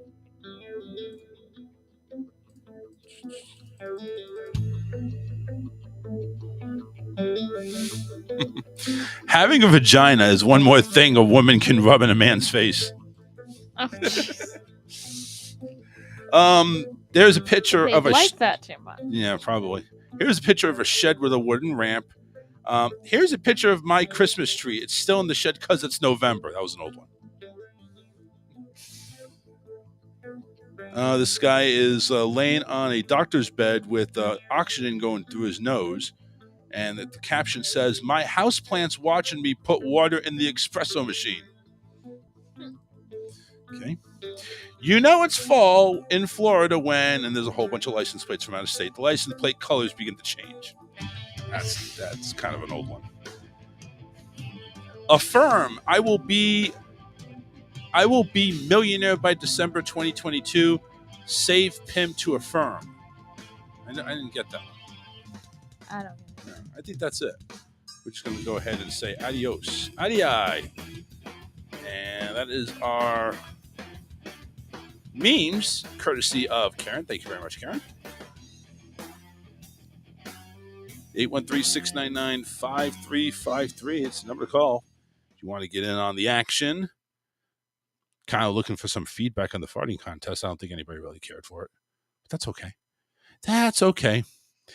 Oh, every time I try to eat healthy, along comes Thanksgiving, Christmas, Summer Friday, or Tuesday, and it ruins it for me. Mm-hmm. It does. I mean, it's we're big, but it's not for lack of trying. It's just lack of days that we can. Keep telling yourself that. I am, and I will. That's all you need to know. Candace Cameron back in the news again. More remarks. I mean, listen, when is she just going to shut up? Just make Christmas movies and shut up. Or don't make Christmas movies. Yeah, or don't. Go away. Listen, nobody's stopping to watch Great American Country or Family, whatever the fuck it is. They're still watching Hallmark. We're all tortured by it, even though if you're not on there. Well, apparently a unknown, or I don't know, Neil Bledsoe. Have you ever heard of this guy? No. No, I didn't think so. I've never heard of him. She may be considered by the Queen of Christmas movies, but Candace Cameron Bure is currently generating a perfect winter storm of controversy. In a recent interview with the Wall Street Journal, the actress and chief creative officer of GAF, the cable network, remarked that the channel's slate of Christmas movies would focus on traditional marriage as opposed to LGBTQ relationships, blah, blah, blah. We already know about this. These comments have already drawn some cringes from celebrities ranging from Hillary Burton to JoJo Siwa.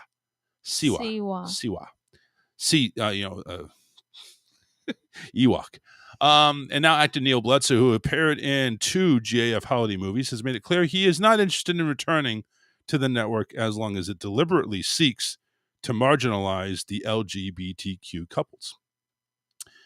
Bledsoe said, "I hope GAF will change, but until everyone can be represented in their films with pride, my choice is clear." He sent an extensive, exclusive statement provided on Variety. "I look forward to working with creators who put no limits on the stories we tell and follow through on their message of values with open arms." An outspoken conservative, Burr previously headlined... now he's going to go jump ship to Hallmark. Probably. And everybody's just going to have a huge thing. So again, in an outspoken conservative, Burr previously headlined holiday movies for Hallmark Channel until going to GAF in April. "It's representing faith, which is a really big component," said the former Fuller House star. "They are going to move much more forward in the faith content and having both, still lots of movies, rom-coms, and Christmas movies that don't involve faith, but also ones that really do."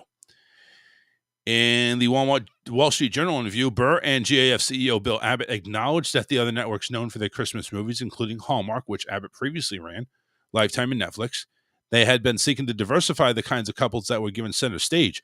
Hallmark is basically a completely different network than when I started because of the change in leadership, according to Candace. "I think Great American Family will keep traditional marriages at the core." In the aftermath of that controversial interview, Candace went ahead and provided a statement that sort of clarified her remarks. "All of you who know me know beyond question that I have a great love and affection of all people. It absolutely breaks my heart that anyone would ever think I intentionally would want to offend and hurt anyone. It saddens me that the media is often seeking to divide us even around a subject as comforting and Mary as Christmas movies. But given the toxic climate in our culture right now, I shouldn't be surprised. Well, you're just adding to it there, bitch. I'm just saying. I mean, it's hello. Bullshit. You know, I thought I liked her. Fuck you. Yeah. I don't like her. I mean, listen, when you go ahead and you jump ship to another network, Listen, and I don't care about that part. no. Hear me out. Let me finish. Okay. When you jump ship to the network and you describe the reason for jumping is because Hallmark is getting involved in unholy or traditional values. They're going against traditional values, and they're seeing more gay couples, more LGBTQ couples, and this, and you go that. Well, that's hate. That you're basically discriminating against those couples, and if you call it faith or whatever, you're basically damning them. You're basically saying, well, I don't see that. That's not traditional. You guys can burn in hell, pretty much. You didn't say that because you're not that person. You're going to say it nice and peaceful, but it's controversy whether you want to go ahead on it or not. The clarification apparently wasn't enough for this Bledsoe character who appeared in GAF movies The Winter Palace and Christmas at the Drive-In. He will also appear in the CBS holiday movie Must Love Christmas, which appears on December 11th. He said, "My life wouldn't be where it is today without love, support, and guidance of the LGBTQIA plus community.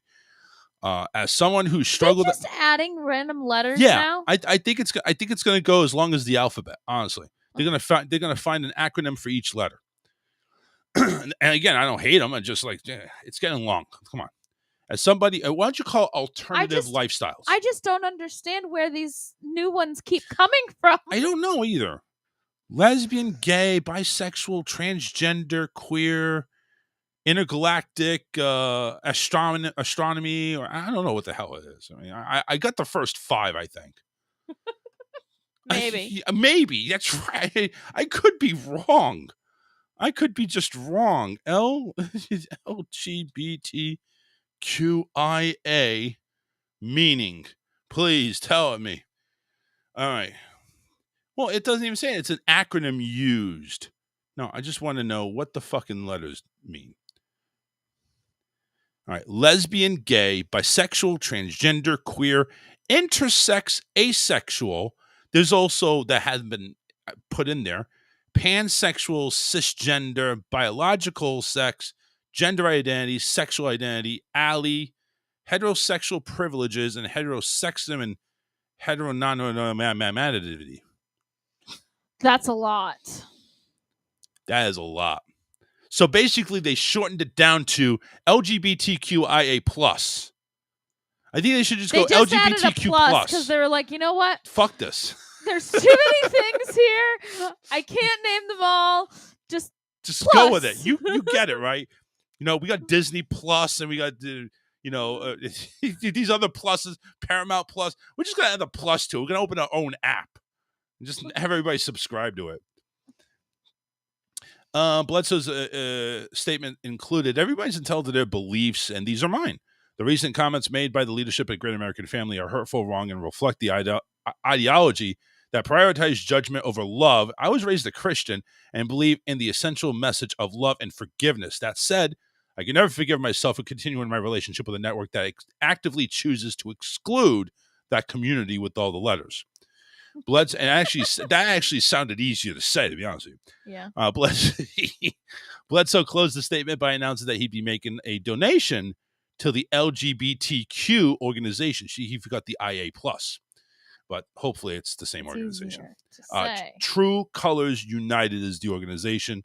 They're going to be getting a donation from Mr. Bledsoe. If these words have any resonance with you, I hope you will join. Resonance. Okay. A lot of comments in regards to that. A lot of them are agreeing with Mr. Bledsoe there. That's Neil Bledsoe. Again, we never heard of him. I mean, Candace Cameron, that's the star in question. She's right there. The name in holiday She is movies. the name, right? That well, listen. Well, hold on a second. Not anymore. Yeah, not anymore. Forget her. Fuck her. Hallmark is still going on with some other Lacey hotties there. Chabert. Uh-huh.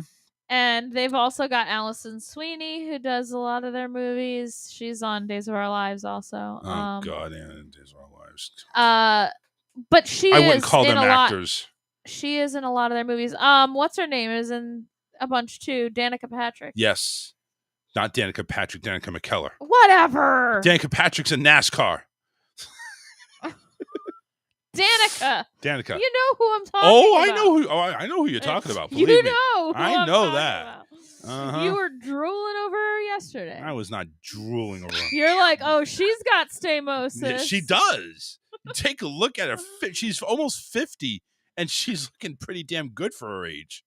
I mean, come on now. You got stamosis if you're in your late 40s with a family and you look like that. Now, granted, Candace Cameron, has stamosis too, but I think she got injected with stamos at the time when she was doing Full House. Starting to lose his stamosis. Have you seen him recently? We don't talk about that because of the just like you don't talk about the mystery. Bruno? Well, Bruno, yeah, we don't talk about Bruno, but we also don't talk about like the magic of Santa Claus. We it's the don't magic. talk about the stamosis We wearing off. we don't talk about the stamosis wearing off. We need to keep the mystery alive. But now that you mentioned it, John Stamos, I got to see a recent picture of him. He's starting to look a little old. Is he getting gray hair?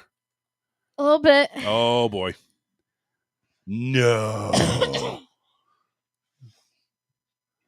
I don't know where this was or how recent this was, but he's got like a beard. His hair's messy.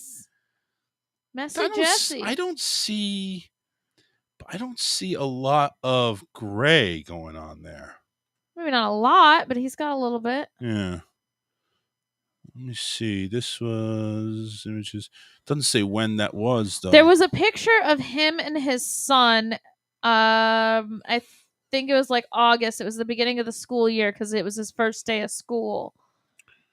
And he was not looking as young as he usually does. Mm-mm. No, he's not. I'm seeing a few pictures there. It's like, yeah, he's getting in the scruffy stage. And maybe that's it. Maybe it's just a scruffy stage. But I thought he kind of looked a little wrinkly. Here we go. September 14th announced he's stepping in the lecture. Blah blah blah. This was in September of this year. Yeah, he's not keeping his hair. He's got the whole beard going on. Not even trying to edge it out or anything. He's just letting that shit grow. But I don't see. I mean, I see a little bit of lightening. It's not it's not all black hair. I do see it's getting lighter. But I know he's still got the handsomeness going on. Yeah, I wasn't saying he wasn't. Well, handsome, no, I'm saying no. I don't think he's starting to show his age a little bit. I think it's because of the beard. I think honestly it's because of the beard. Yeah, I mean, yeah, he still looks. Yeah, he's still looking. He's still a cutie. Not that I would know what a cutie is, but going 60 years old. Come on now, that's a pretty big one. He's turning 60 next year, so let's give him a little bit of slack. I mean, I guess it's going to turn out one way or the other that he's going to get old eventually, right? I mean, I guess sometime. Yeah. Stamos only worth $25 million? That seems a little low.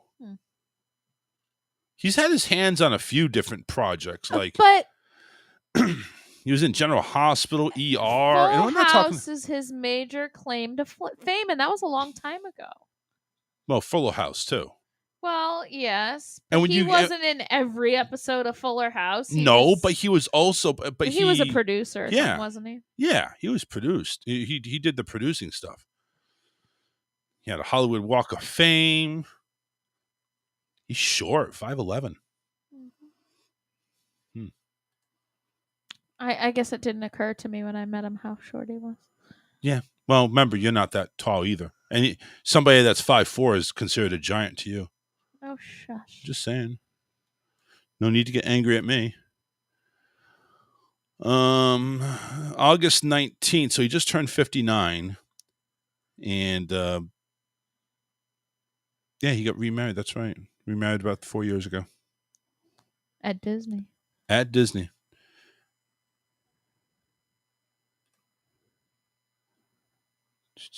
Billy Stamos. Oh, okay, that's the little one. All right. He's cute. He's 4 years old. I'm surprised they actually have a Wikipedia about him. It's like, what the fuck? Really? But yeah, definitely got his dad's looks on that one. All right, there you go. But yeah, I mean, listen, Candace has got the Stamoses. Danica's got the Stamoses. I think, do we put Jodie Sweetin in there with Stamoses? She's not that old. She's not old She's enough as to old as decide that. Candace. No, she's not. Yes, She's she younger. is. I think she's Not a that couple years younger. younger. Not that younger.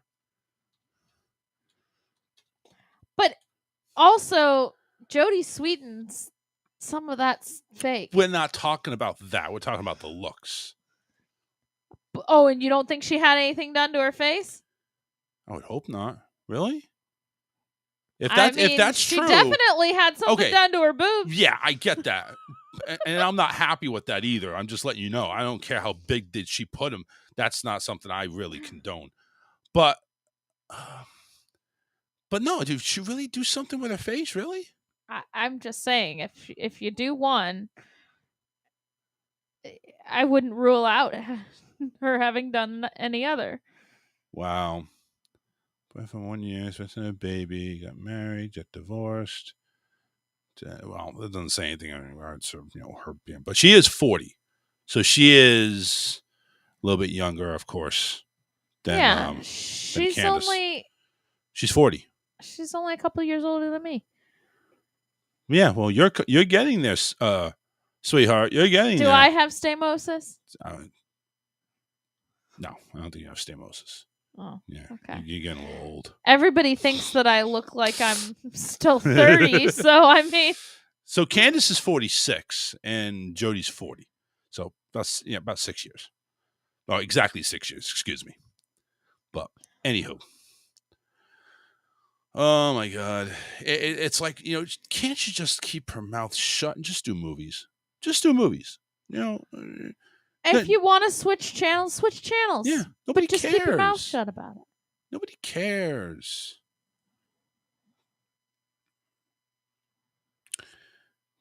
Got all these nominations, but she only won a few. Well, actually, most of this was Full House or Fuller House. Anywho, so yeah, Candace, just keep that trap shut.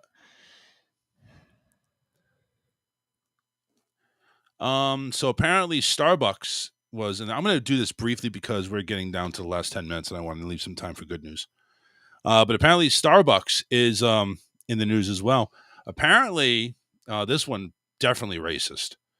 In Maryland, a woman in Maryland is speaking out after a Starbucks barista wrote her name as Monkey while taking her order. And the employee suspended after labeling a black woman's cup Monkey. Monique Pugh told Today.com that she had been a loyal Starbucks customer for 20 years. Sad that you threw your money away for 20 years. November 19th, she said she visited a location inside Annapolis, Maryland, and ordered a Venti Caramel Frappuccino. The lady at the register asked what my name, and I told her, and that was it. Noting that she used the Starbucks app to pay and verbally told the woman working her name was Monique, not Monkey. Pugh said it was a long wait for a drink, and she observed that everyone ahead of her was called by their name. I can see from a distance a barista picks up my drink and looks at it weird, says Venti Caramel Frap, and backed away. Pugh said she picked up the cup and saw the word monkey on it. Literally. Venti Caramel Frap, monkey in now, is it stars. Clearly say monkey, Oh, or yeah. This thing was printed by a computer. Like really bad handwriting? No, this is printed on a computer. A label printed by a computer. Because usually they're handwritten. Yeah, Monique would, obviously, if nobody knows how to it starts with an M, and maybe if your handwriting is really shitty, maybe it might look like something else. Yeah, Yeah. Herman Street, one of the bands that regularly watch our show, says, we see Jodie Sweden from Full House, a.k.a. Stephanie. Stephanie had recording artist later Tommy Page of Stephanie's birthday party. Back then, she was an episode of Full House. Okay. Nothing to do with what we were talking about, but thank you. Thank you very much for noting that. Where was I? I apologize. My heart just dropped. She says it was one of those in the moment things where your heart just drops and you're like, what? This is coming from the customer. Despite the distress and word on the cup, you said she initially got engaged with the nearest barista, a male, to try to get him to fix her drink, which was made incorrectly on top of everything. She said she was immediately very comfortable and very combative and argumentative. That was the male barista. He and I were going back and forth about whether the drink was made correctly, and then I had to stop myself and realized monkey was written on my cup, she said. Adding, she was the only black person in the store at the time. When she asked the employee, why am I the only black person in the store and monkey is written on my cup? Hugh said the male barista shrugged to her and told her it was a mistake. Just with that attitude and his response, it was also triggering, she said. Customers were looking at me, and I was just embarrassed. Pew said that the male barista didn't apologize, but refunded her for her drink. A Starbucks corporate representative confirmed the incident occurred and told Today.com the employee who took the order had been suspended. They also said that the store where the incident happened was a franchise owned by a company called Impeccable Brands. Not so impeccable anymore, is it? The Starbucks representative said the Impeccable Brands also initiated a third-party investigation and promised additional diversity and inclusion trainings for staff. Blah, blah, blah, blah, blah, blah, blah, blah, blah. It's, I mean, excuse me. You couldn't just go ahead and, I mean, this is just sad. These people shouldn't get suspended. They should be fired. Fired beyond the normal. You should be fired and not allowed to work in this country anymore. Okay? We were talking earlier in regards to racism and, you know, the Black Santa Claus and everything like that. That's not racism. This is. You go ahead. I mean, isn't monkey one of those terms? Yeah. That's kind of in the racist manner. That's just sad. Yeah, if it's directed towards a person. Yeah. It's really sad. It's just there's no reason for it. None whatsoever, especially when you ordered online and you give the person your name. Monkey, Monique. Okay, we get the M. We get the similar, but no, I'm sorry. Nobody's going to identify themselves as Monkey. Okay? It just needs to like stop. A nickname, but I mean, she didn't say She didn't say that. So. Yeah, she didn't say that.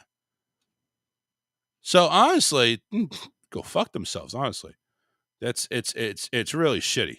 Fuck you! All right, we're gonna go jump right to news because it's only like 54 after. You got anything ready? Yes, I do. All right, let's go ahead. Let's break it up right now without a song to break it in. Here's Alyssa.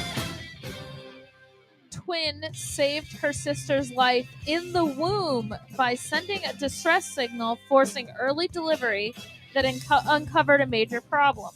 Cool. A twin saved her sister's life while still in the womb by sending out a distress signals, prompting doctors to deliver them early, which turned out to be critical for the other twins' survival. Preemie Poppy McBride's heart rate began to waver on the monitor at 31 weeks and 5 days into the pregnancy, which doctors say forced them to deliver her and her twin, Winnie. Despite being the smaller of the twins, at 1 pound 11 ounces, Poppy was perfectly healthy and nothing was wrong with her heart. Doctors had never been concerned about her sister, Winnie, who weighed more than 3 times that of Poppy. But at 3 pound 8 ounces, she emerged with underdeveloped lungs and was whisked into the intensive care unit. Hang on a second. Right?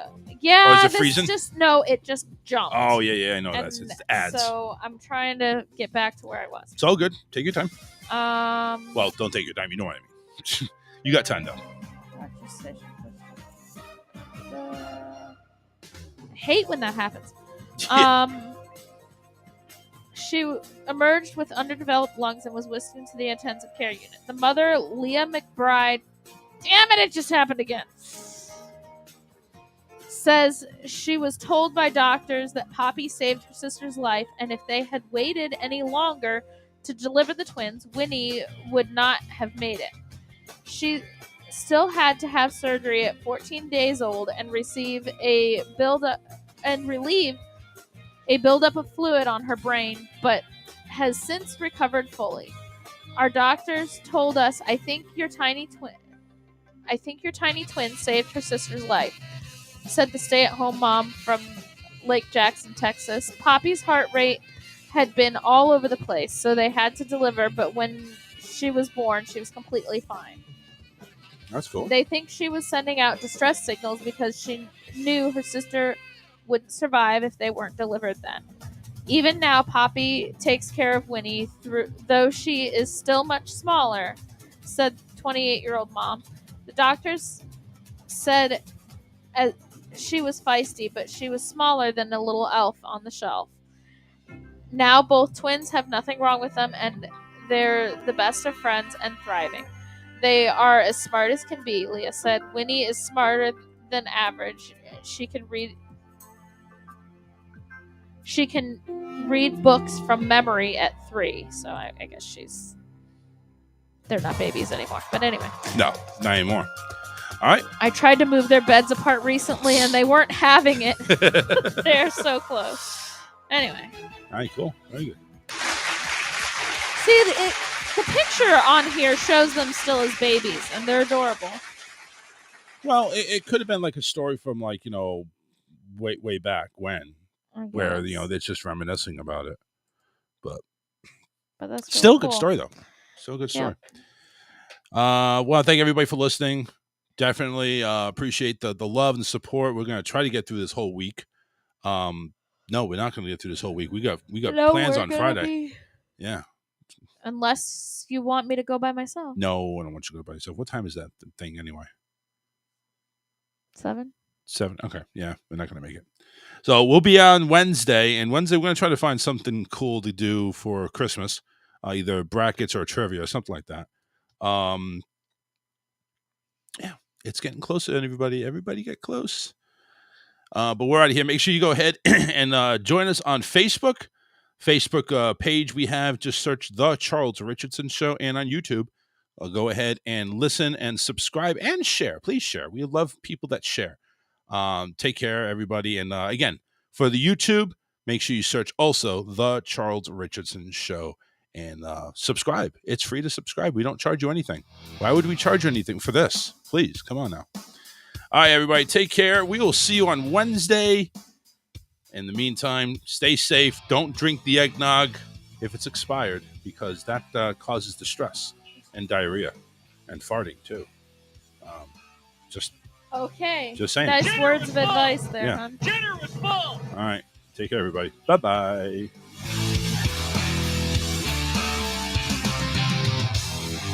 Fly too high, get to see the light. Yeah, it's true, been there before. But now the sun don't.